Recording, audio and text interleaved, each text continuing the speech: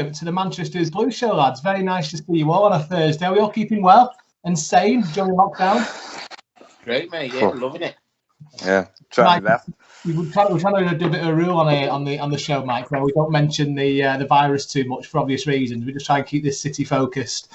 So you should. Yeah, with a few rants and raves here and there, but I've thrown in. But that's always a good sign. Mike McClean, honestly, pal, you know what? It's funny because I've been following you for Twitter for a while, and you know when you see a face on Twitter, I know him from somewhere. And I went onto your profile and I thought, bloody hell, Big Breakfast. I've done a lot of rubbish, to be honest with you. I've done that. Oh yeah, go on, give us a bit of a rundown of your history, Val, because you've got a bigger CV than me. Crikey. I started off at Nickelodeon. Yeah. And then I went to ITV, and I went to the Big Breakfast, and then I went and did 7 years with Rich and Judy, and then I did like lots of other stuff like The Office Christmas Special, Shameless, and mate, it's just a big bag of crap, really. When you stuff I've done. You're joking. You were my hero on Nickelodeon back in the day. Oh mate, it's funny you should say that because we've just moved into our new house, and my other half was like, "You've got to get rid of those," and it was old VHS tapes, and they were literally old VHS tapes of Nickelodeon. I should have kept them and sent them to you. That's it. And my lads now are big fans of Nickelodeon, and I show them. I go, "Look, that was me on Nickelodeon." They go, "Nah, it's not you." And I'm like, yeah, it was me. Oh, that's amazing. That's crazy. You didn't get rid of them, did you? I did, yeah. Believe it or not, tonight I've just literally put them in somebody else's bin just to get rid of them. I've kept a few things. I've kept a few caps and a few bits and bobs, but not. To be honest, it was years ago, so not much I've kept really. Otherwise, I'd just have a bag of rubbish. The thing is, though, when you move house, you start collecting boxes and boxes, and before you know it, you're 10 years down the line. You don't know what to do anything, do you? So you've probably done right there. I think that's just me. I used to be a bit of a hoarder, but when you move house, you're like, right, that needs to be it now for this. I cleared me flat out, and I found an old cousin of mine. What worst hide and seek champion ever. Yeah, so I got rid of him. He's in the bin with the tape. Hey, Mike, you've got a book out, I believe. I have, yeah. It's called "Oh, I Remember Him." It's because I called it that because, like you, everybody looks and goes, "Oh, I remember him." So I thought it was a great idea and a great title for a book. It was actually given to me by a producer mate, called Gareth Cornick, and he said, "Oh, I've got an idea for your book. Got the name." I was like, "What is it?" And he told me. I was like, "Oh, I love that name." So I've done that, and it's just about all the times, all the stuff that I've done, just from Levenshulme, and I seem to have done all right. Oh, you're not done too bad, pal. He's Ian Cheeseman, friend of the show, but Mike is even funny, and he doesn't mean to be. I mean, that's obviously the more fun of someone's personality. Yeah, the gab there. I like what Larry and Lamb put. If you're not going to work with him, reading this book is the next best thing. So it must be all about your career and your history as well. So. Oh, Larry, yeah, he's a gentleman, Larry. You can imagine. You can actually see that, can't you? When he's working, he does seem like to be a top bloke. But we'll move on quickly and shortly because we've got a Who Am I, haven't we, Daniel? Yeah, got two if you want them both. Have you got two? Go on then. Give us. So what we do, Mike, with the Who Am I? Dan gives us a couple of obviously clubs who the Exec City players have played for. We try and guess who it is, and we keep hold of the names and try and guess them at the end of the show. Right. So go on, let me go with pen and paper. Go for it. Hit us, Dan. It's Brazilian. I'll give you nationality from now on because I know you've been struggling with it. Started off with Corinthians. Yeah. Then moved to Arsenal. Oh. Then to Celta. Then Barcelona. And then to City, where he retired after only playing 11 games for us. I'm pretty shit at these, and I think I've even got that one. Yeah. Very easy. There's very few players we've had from Barcelona. Very few of them retired.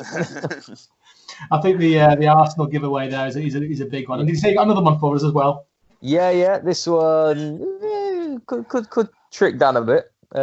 Started off at City, then went to Leicester on loan, then Nottingham Forest on loan, before making a permanent move to Bristol City, then to Preston, then to Cardiff, where he's just finished a Blackburn loan move before going back to Cardiff. There's some northwest links there, and obviously southwest links as well. That's I don't know that one. I don't. Mike, have you got any clues on these? I have no idea, to be honest with you. I'm terrible at them. People go, "Oh, do you remember?" I'm like, no idea. Yeah, no, it's when people Once start. they've left the club, I forget about them. Yeah. Yeah, if it's not City, I'm not interested. Right, we'll keep hold of them, Dan. We'll have a keep a think about them. But yeah, I just want to go through a bit of news and gossip throughout the day. The Leroy Sané thing is still churning away. It's almost as if the papers have got nothing to talk about. Have you seen that Bayern are only looking to pay £15 million less than what we're after for him? It's every other day now, isn't it? With Sané. Well, Mike, what's your feelings on Sané? I think he's a great player, and I think if he wants to be at the club, then we keep him. If he doesn't, get rid of him. But from what I got told, I think when I was working at the club at the time doing 6th grade, there was rumours of him wanting to leave then. And I don't know if it's true, but apparently the deal's done. That's what I got told, so I don't know. Well, to be honest, I'm not going to lose no sleep over it because in my head it's been done since before Community Shield.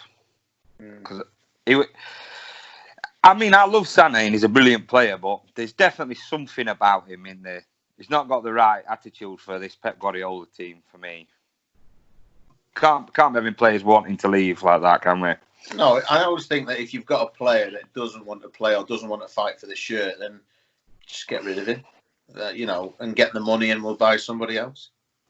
Yeah, there seems to be so much about his personality, and the lock and low dropping him for the Germany squad says an awful lot, doesn't it? So whatever happens, I think with this time and where we're up to at the moment, who knows what's going to happen, but. If he's going to go, let's go. I think was it mentioned last week? Was it last week or the week before? Dan, somebody mentioned it might actually be City that's not making him sign a new contract because of the potential if his injury is a bad one, they don't want to sign another player for 5 years that's not going to play or going to be injury prone, which is a really good shout. Hasn't he just got a new agent as well though? Yeah. And they can be having been with agents myself. They can sort of I think football agents are worse. I think they're quite greedy, aren't they? They're just. I understand that they're looking after the client and they want the best for the client, but I also think that they can. I know for a fact because having been with agents myself, they can actually hinder you. They can actually cause more damage than good. That's a really good point. That I think with Sané as well, a lot of signs like he didn't go to the Barcelona knee doctor that City like to use. He went to Bayern Munich's doctor and stuff like that. I mean.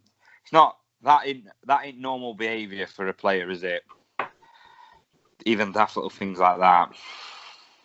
Yeah, there was a good doctor in Longsight he could have gone to, but I know he avoided that one, didn't he? So, and I think if you're not prepared to take a trip down to Longsight, he had a lot of patience.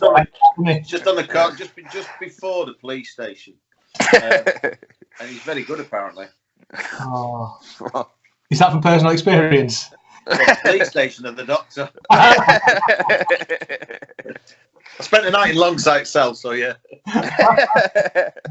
Oh, I absolutely love it. So but what grabbed me about all these headlines is, so basically what they were coming out with, they're saying that Bayern Munich are only willing to pay 60 million quid for Leroy Sané, which is 69 million euros. And with the other rumours in the other papers is they're looking to pay 15 million less than what they're after. So if you're going to do a very bit of quick maths, and I use a calculator, granted, that tells me City are valuing Sané at 74 million pound, which it's. Do you know what? It's last season before that.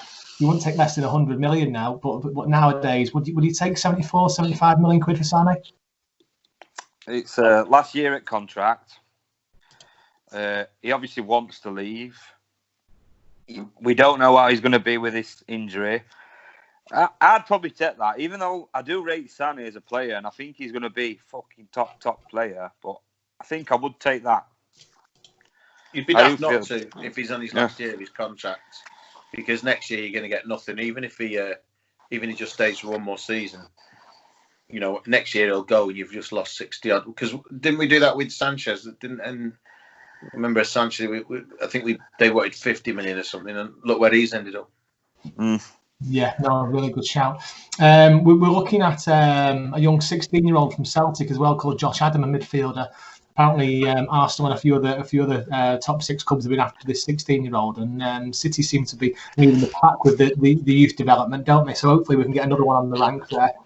Hopefully it's one we're going to see. It's all well and good talking about these 16, 17, 18-year-old players, but it'd be nice to see some of them getting through to the actual play. Where do you stand, Mike, in relation to?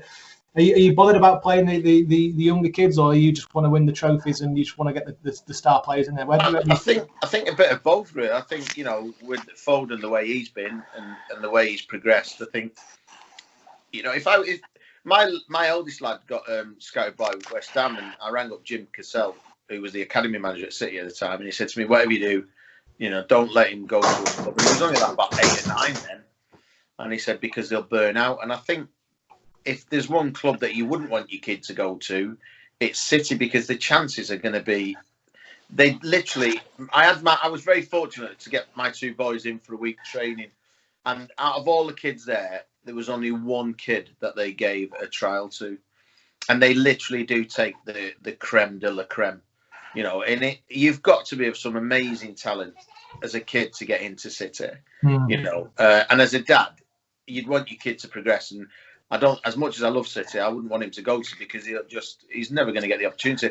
And I think with the players that we've got to start bleeding them through, because if we don't, what we're going to do with them, we're just going to keep bidding for 16-year-olds or 17-year-olds and just leave them there day in and day out training, trying to make $1 million on them.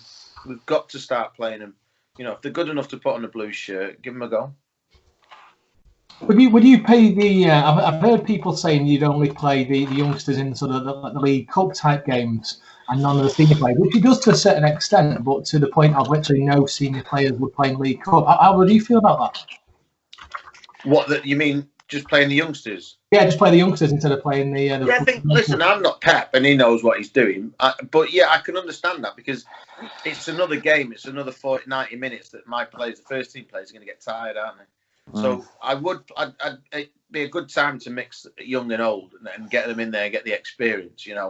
I feel sorry for them, because they sort of build the house, and then when they get to Wembley, the other players put the roof on and get the trophies, don't they? Yeah. Let's face it, we all like Manchester. We all like an Etihad South trip out, don't we? Have you been down to Wembley, Mike? I live in London, so it's just a bus stop away, so it's not too bad. You're on one way from Longside and Hyde, then, aren't you, pal? Mate, I'm Levenshulme lad, so yeah, it's a long, long way. But when we played Gillingham, remember the Gillingham, the cup final? Yeah. I came up to Manchester for my mate's wedding and got on the coach the next morning to experience what it was like going from Manchester to Wembley, for the Gillingham game. And then I got the tube home afterwards. Then I got the tube home with a load of Gillingham fans. Oh. So not only did they recognise me, I had my City shirt on and everything. I did scarf. It was a killer. What a day out that was. How old was I then in 99? So I think I was about 15 then, maybe 14, 15 when I went to that, and was very lucky to go to it. So it was, I remember that as a day out. I remember my dad let me have a pint as well, which was amazing. Considering you were 9, I think it's really good. Yeah. My mate Kevin Orlock scored the first goal, and he goes mad because nobody remembers it. Oh, does he, bless him? Do you speak to Kevin? All the time, yeah. Good, we need to get his numbers to get him on this pod then. Yeah. I think I'm about to say, Mike. Go on, Tom. No, go on. No. You want to say the same thing then, pal. Go on. Yeah, I sort of know somebody called Chris Brown who used to play for Rovers. And I says, can't you get me in with Kevin Orlock? And he says, yeah. He said he'd be up for coming up podcast. Text him on Twitter. So I text him and he's absolutely custard pied me. Well, I'll ask him, but he has just become a granddad again for the second time, and I think his mum's not too good at the moment, so I think it'd probably be a wrong time to. Bless him. Do you know what? Funny you say being a granddad. He doesn't. I still see Kevin Orlock when he played for City. It's hard to imagine him being a granddad. We went on holiday together once, and it was when his daughters, because one of his daughters, his eldest daughter, is with Nick Pope.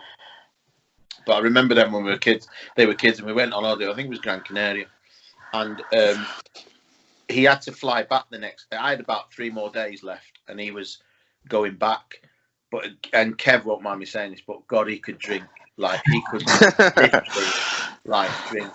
So well, he had to play with Andy Morrison, so I don't think he had a choice. Oh, mate, he's got some great stories, Kev. But so flight was at 2:00, so I got up at 10 and made sure that every hour from 10 o'clock before he left, he had like double vodkas.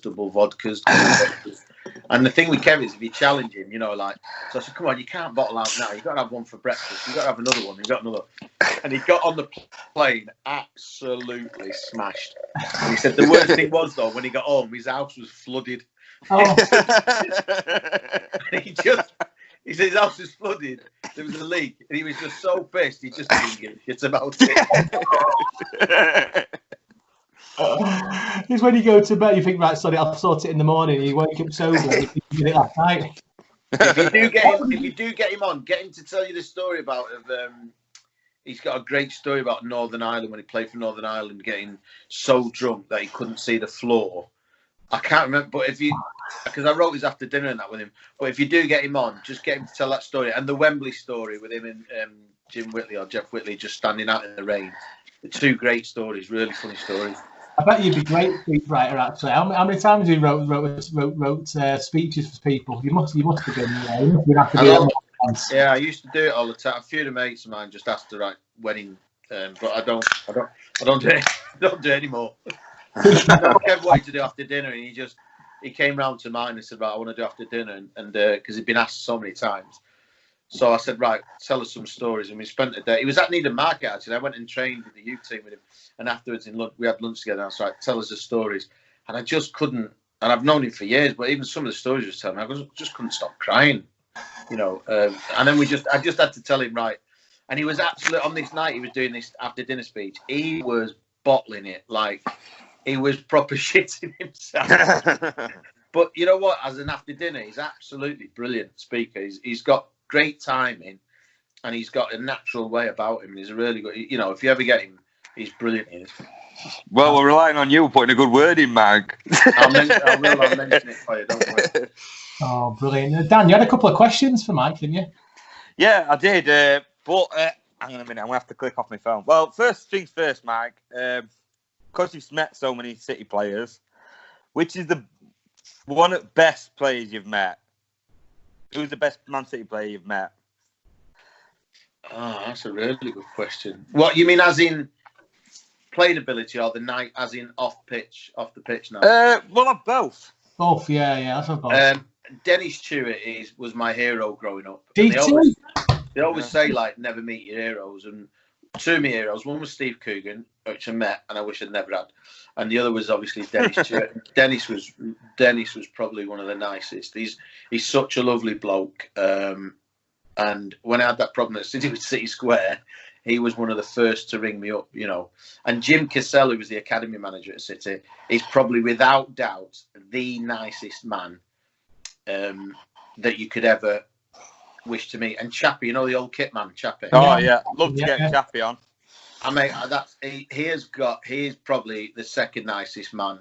Like, a really lovely guy, absolutely legend, and has the funniest stories that you'll ever wish to hear. You know, and they're the ones that the players are great. Some of them are nice, some of them have not been so nice. But Chappie and Jim Cassell, I'd say, are probably two of the nicest. But Dennis Stewart, yeah, he was a great bloke. I've only met Dennis Stewart once. He came to Northington Social Club, where I was like the other supporters club type thing there, and he brought a trophy with him, and his registration plate was X, whatever it was, DT.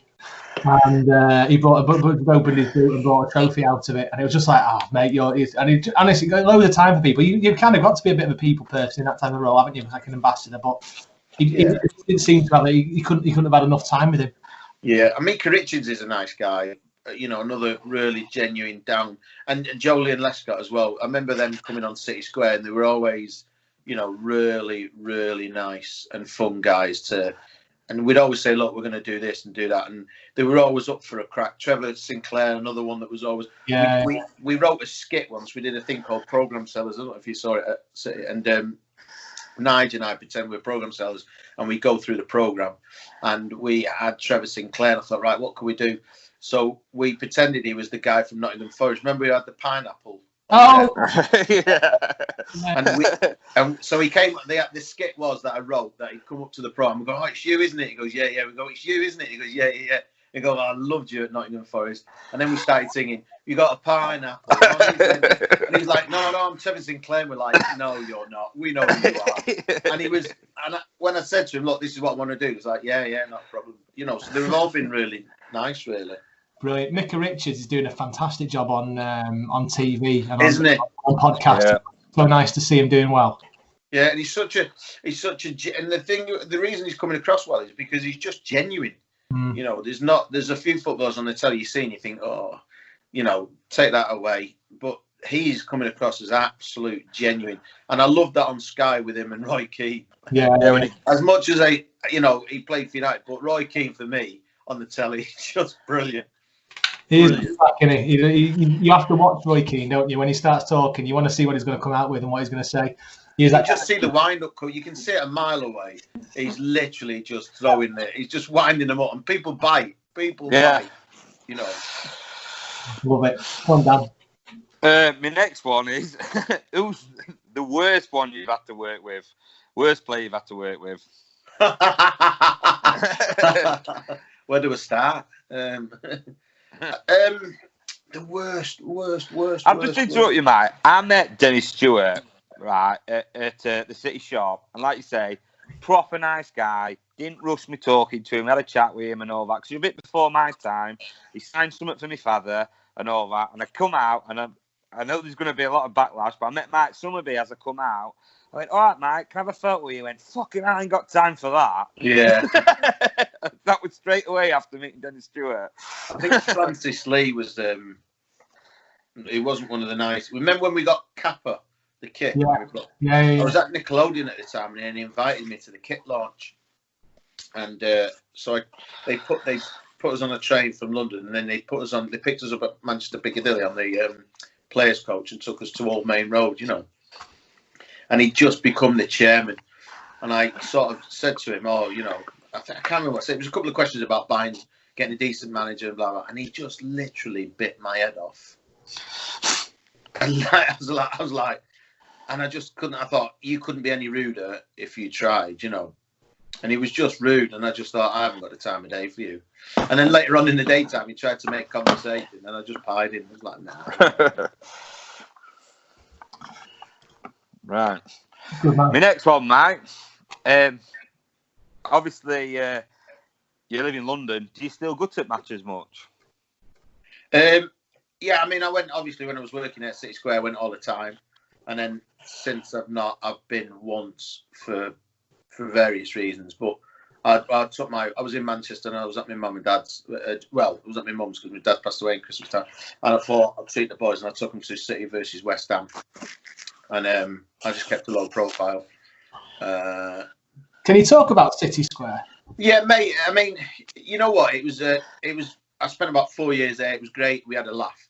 And then Nige and I got on really well. And Nige said, "Let's do this podcast that we did." So at the beginning of the season, we did something.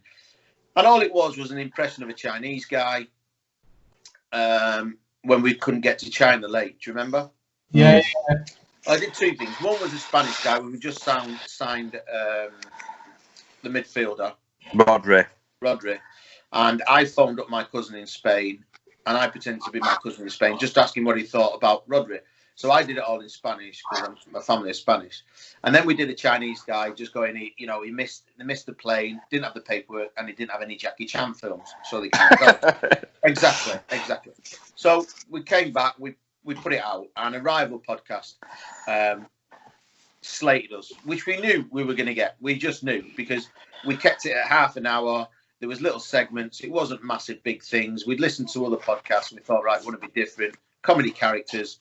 And then obviously one of them, I think he works for 5 Live, a producer for 5 Live, basically said I was homophobic. I had Ben Shepherd on and Kevin Orlott as the first guest, and said I'd made some homophobic comments and I was racist against the Chinese and the Spanish, to which I pointed out, I am Spanish, my family is Spanish, pretty difficult to be racist against something that you are. And as for the Chinese, it was just an accent. So if I'd have done it in an American accent or a Canadian accent or an Australian accent, would that have been racist? He wasn't racist, you know.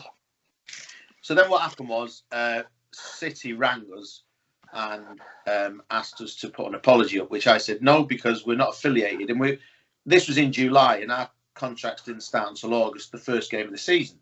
So I said no. And then obviously, to keep the peace, I said, right, okay, we will. To which we did do. And then one of them went to the Daily Mail or Daily Express. I'm not going to name him, but he is on my Twitter. And he then went to the Daily Express, or I can't remember if it was the Daily Mail or something, and then just got them to listen. So the Daily Mail then rang up Man City. Now, the thing I've got, and Nigel and I had the problem was, you'd think Man City would go, listen, that's your opinion, we've listened to it. Bearing in mind the previous day, and this is probably the first time I ever talked about it, lads, to be honest. The previous day, they'd rang up and said, look, we'd listened to it. We didn't find anything wrong with it. The next day, they rang us after the Daily Mail had rang City and said that we're not going to renew your contracts and thanks a lot. So we sort of got kicked in the bollocks, really, by Man. This is the club that I've loved and given, you know, travel backwards and forwards from London, wherever I've worked, to make sure I try and get home game to do the City Square. It's a job I loved. And don't forget, I brought stuff to it. I didn't just come to City Square. I said, right, let's do this, and took City Square up, you know. And do you know what? It's not easy to entertain 15,000 people on a match day, let alone 52,000 people in a ground at half time. It's not. And when it's freezing. It's freezing cold. Yeah. And it's not easy. You know, you've got 52,000 people there. And this is a true story. Like a couple of seasons ago, I was on a cruise ship working, doing a stand-up gig, and I got a phone call, and it was Man City complaining that I'd said something that had offended somebody. And I said, oh, okay. And you'd think that would be it, you know. But they said, look, they really offended. And I was like, well, what was the attendance that day? And this person at City said, oh, it was 54,000, whatever. I said, well, you ring me back when there's 54,000 complaining, rather than ringing me when there's just one person complaining. It was just one person. Yeah, because you're not. And do you know what it was? I think I'd said something like, if you come with your carer. And this bloke who had an autistic son wrote in and complained that it offended his kid. And I was like, I don't think it did. I don't think, you know, it would. But what they did was then give that guy 2 complimentary tickets and a meal to the derby.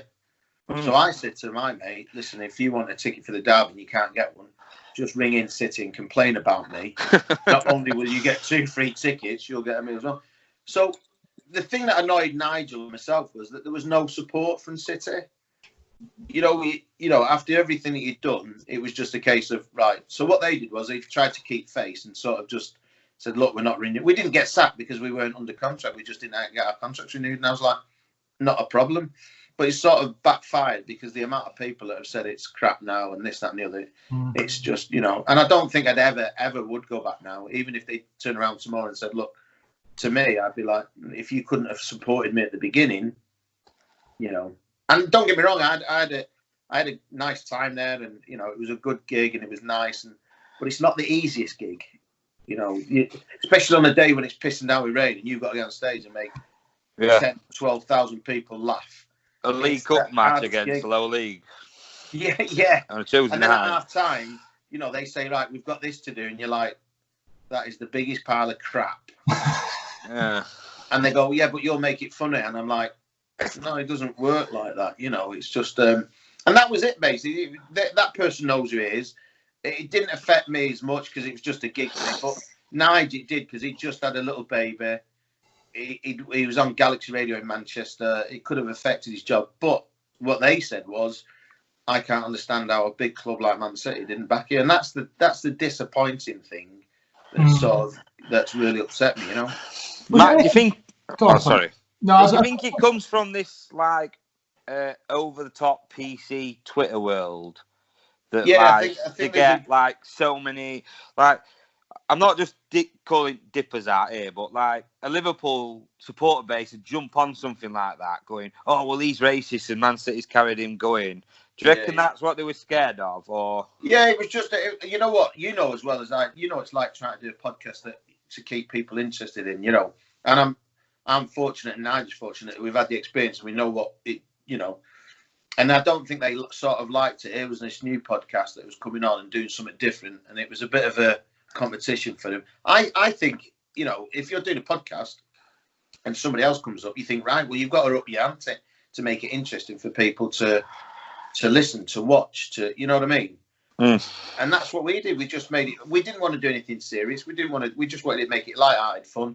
We always had a City guest on, you know, and we had some.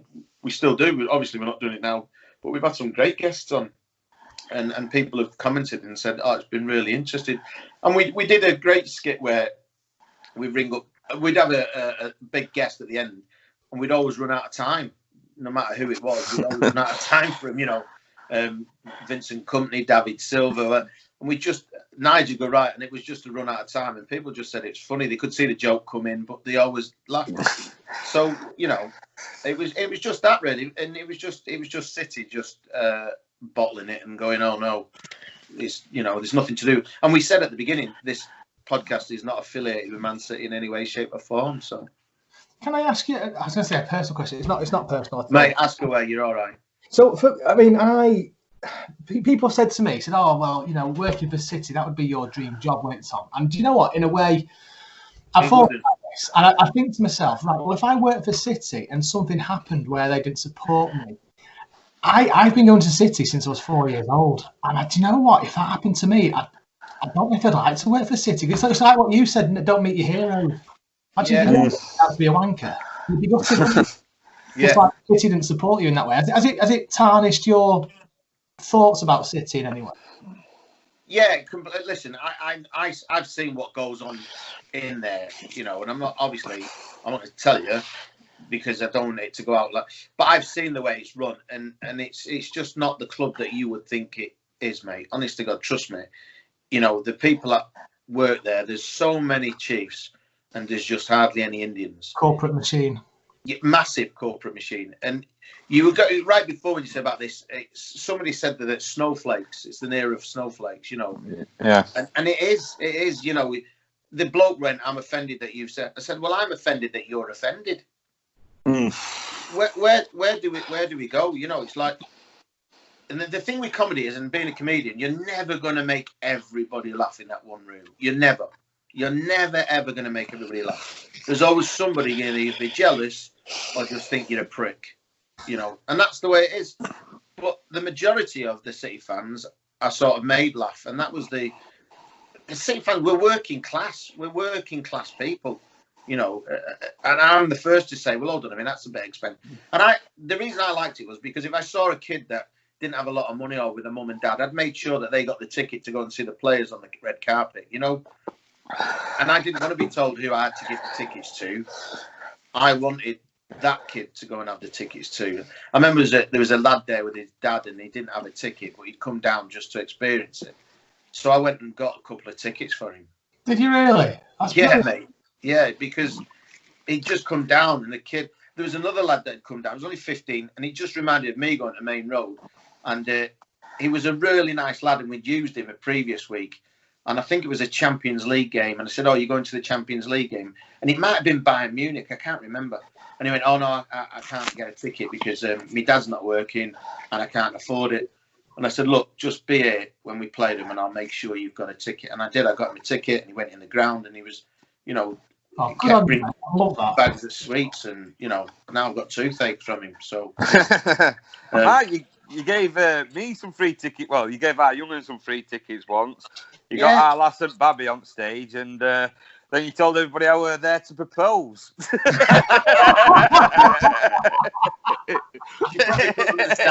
I'm sorry. No, but just, you know, you just don't forget the people that, you know, growing up in Leamington, I remember going to Main Road, and my parents did have a pot to piss in. My mum used to make the City shirt, screw, and sew the badge on, and that was my shirt, you know. So I just thought I just wanted to put something back. If somebody, I loved giving out shit. I mean, I got told off so many times for giving out stuff that I shouldn't have given. I was like, oh, sorry about that.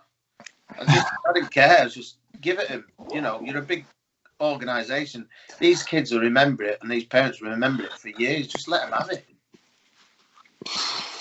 That's it. How did you get the job there in the first place, Mike? Pardon? How did you get the job there in the first place? They'd asked me a couple of times, and I said no. And then I was doing XFM, the radio show, and they asked me then if I wanted to do it, and I said no because I just had my first kid, my little one, and I had to travel back to London on the Friday.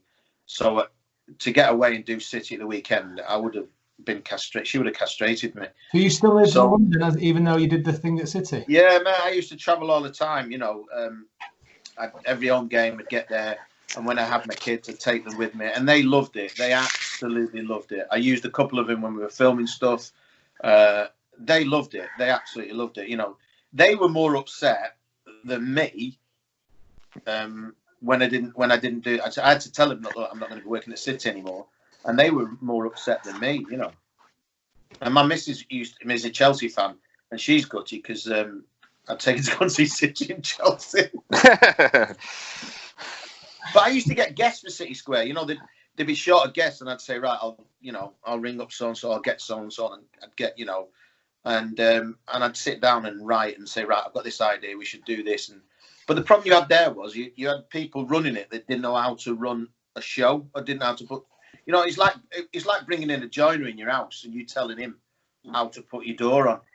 Well, hold on a minute, you know what I mean? It's just you don't get a dog about yourself.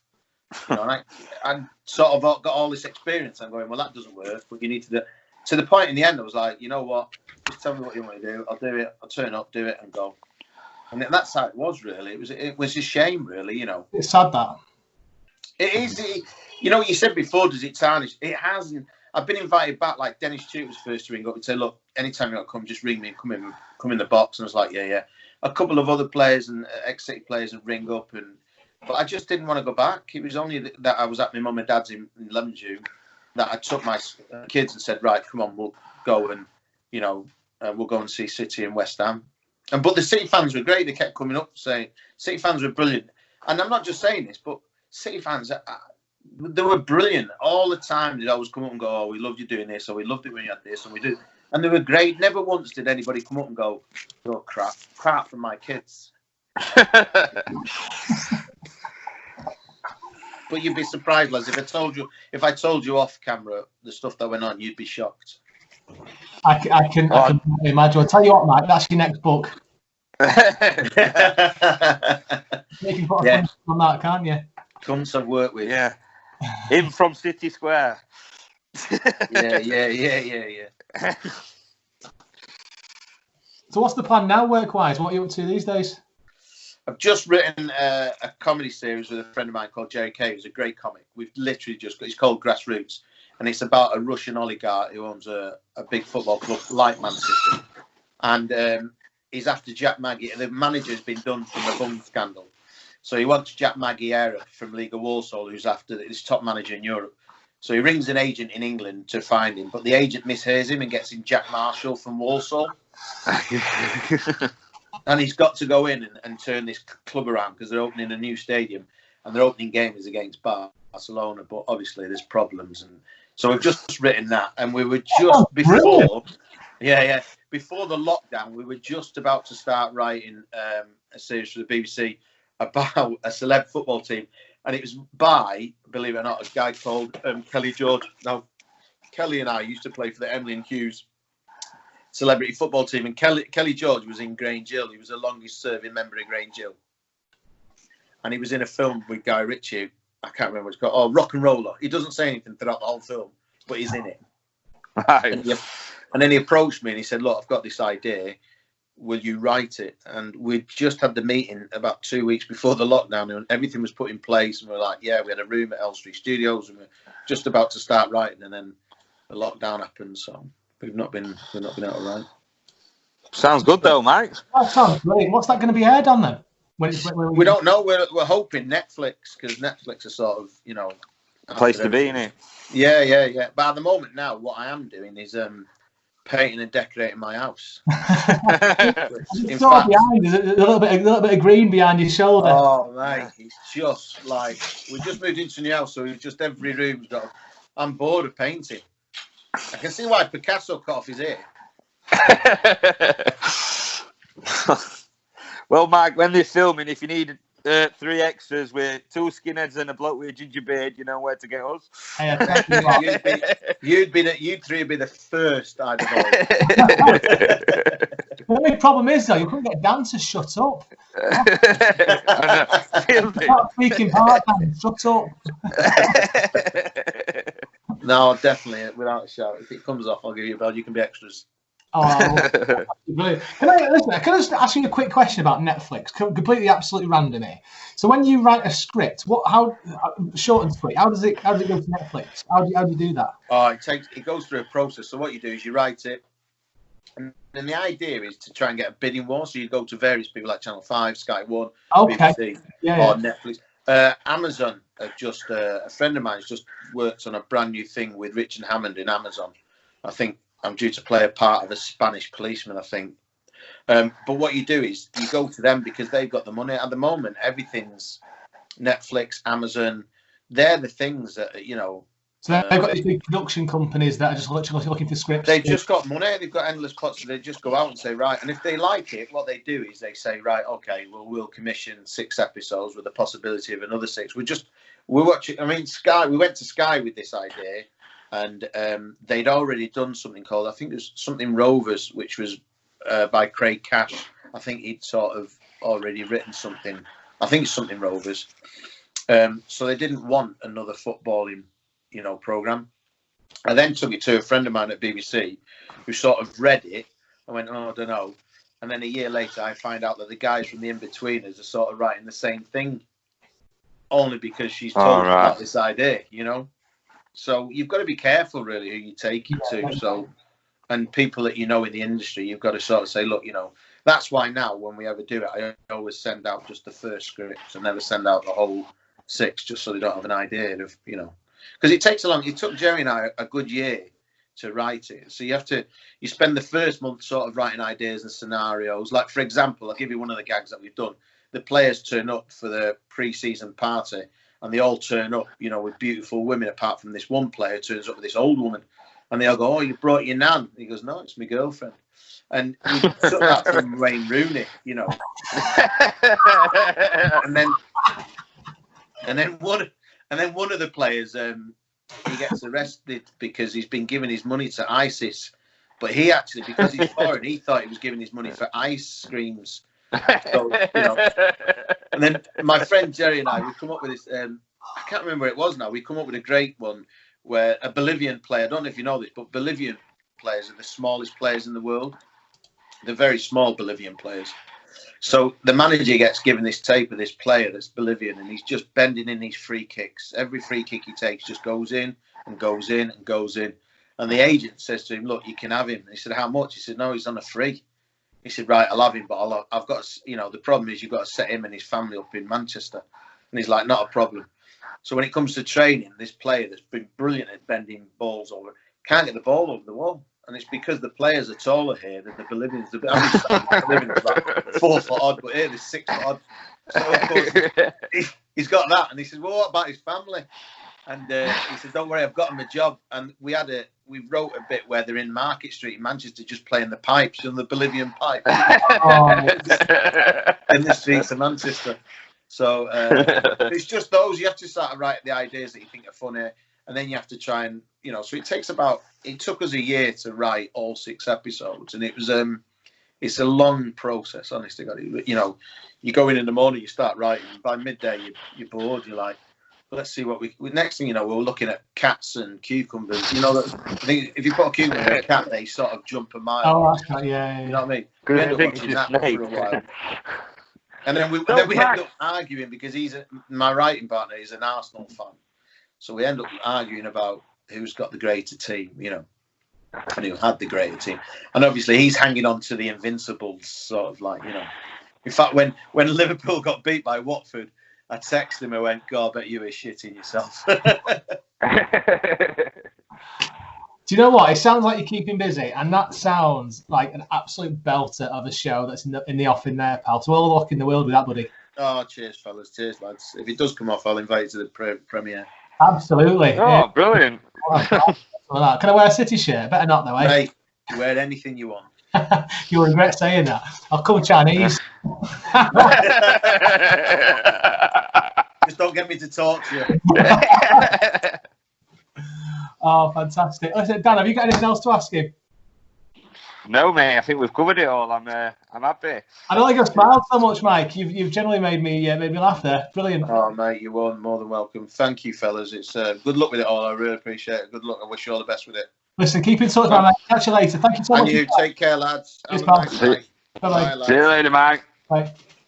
We'll let Mike go. I tell you what a top guy he seems to be. Well done for bringing him on, Dan. He's an absolute belter. Well, I'm hoping to get him on again because it just really smooth, didn't it? Absolutely, mate. It was brilliant. That. So I'm gonna Dan Fielding. I think I've got the first one. Aye. So Corinthians, Arsenal, Celta Vigo, Barcelona, and City. I'm gonna go. He was a defender. He was indeed. He was a wing back. He was indeed. And he was 2'2". I think even that was pushing it. Silvino. It was indeed. Fantastic. Right, the next one. I've not got a clue. Absolutely no idea. Right, I got. Neither have I. Yeah, he's an Irish left back. An Irish left back. He played a whole. That's the one. Who is it? Is he really? Yeah, Greg Cunningham. Cunningham. Right. Oh, yeah, I would never have got that in a month for Sundays. He was one. It came through our academy. I thought he was going to be one of the greatest left back City's ever had. He had everything, and then he just never really kicked on. Dan, he nearly got into my unachieving 11, Cunningham, because he played 5 times under Sven, I think. 5 games he played. I think it was Sven. Might not be, I might be wrong there, but he played 5 games. Name? Greg Cunningham. Greg Cunningham. I can't remember it.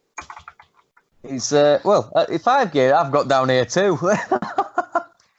Yeah, but I think that'll just be league appearances.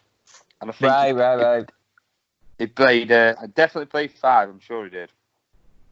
It was then, wasn't it?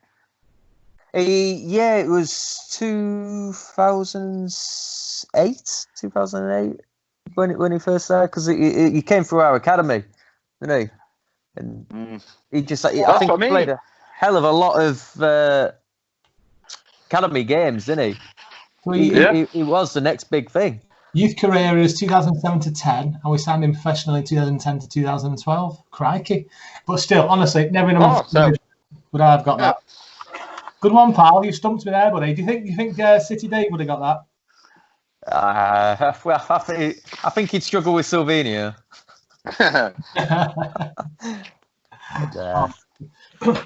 Excuse me. So what we're gonna do in a couple of weeks, lads. Just a bit of breaking news. We're talking to City Dave about this. We're going to do another quiz, but we're going to do one for junior group. We're going to do one for kids, and obviously adults that want to get involved with it. So we're going to do about City players and teams over the last 2 or 3 seasons to make it a bit more interesting for some of the younger generation. Because I've got a couple of nieces and nephews that are massive City fans. And during our quiz, we've had absolutely no hope. So what I want to do is one to be a bit easier for them to be able to do and take part in. I've got a son and a daughter that want to take part in it, and I've obviously got a couple of nieces and nephews that want to have a crack at it as well. So we're gonna do that one night in a couple of weeks' time. So that's one thing in the offing, and we're also looking to do a Where Are You Now from the City team that played Gillingham, the 99 players. So what they've been up to since they left City, and what they've done moving on since then. So that's a couple of ideas for future podcasts that we're going to be running. Yeah. So yeah, hope you like that. And, have you got anything else to add, lads? Because I'm pretty much done. I thought it was brilliant, Mike. It was brilliant, but we've got more good guests coming up. We've got John Macken next week. John Macken coming on the show next week. Can't wait for that. Week after, is it Keith Curl? Keith Curl, right. Week after that, yeah. And then, people are chomping at the bit to come on our show at the moment, so it's not fun. If Ian Bishop and 5 Pints in lads are listening, text me back. Oh, come on, buddy. If you're listening, Ian Bishop and your sons, you're doing your own podcast. You know what it takes. Pick up the phone and make it happen. You text me, give me all hope that you want to come on, and then you've custard pied me. I met Ian Bishop at Centre Park once when I was a kid. I needed to double check it was him. And I went up to his boat. Are you Ian Bishop? Oh, brilliant. Right, we're done for the night, lads. Thank you very much, as always. Thank you. What I'd like to say before we move on is, listen, thanks to absolutely everybody for listening to the show. We really do appreciate you listening to it, but we also appreciate if you share this with your friends and family. And if you go the extra mile and subscribe to our show on Apple Podcasts or Spotify Podcasts, please review our show. The podcast links will be in the show notes, but your support and positive reviews go such a long way to increasing our visibility for the City fans just like you throughout the globe. It really, really, really does help. So just spending that couple of minutes and doing that for us. If you like what you listen to, you want to give us a review, please jump on Apple or Spotify and give us a review. But yeah, no, that's my little piece, lads. So if we're happy, we'll say good night. Night, lads. All the best. Catch you See you later. Take care, boys. Bye. Bye-bye.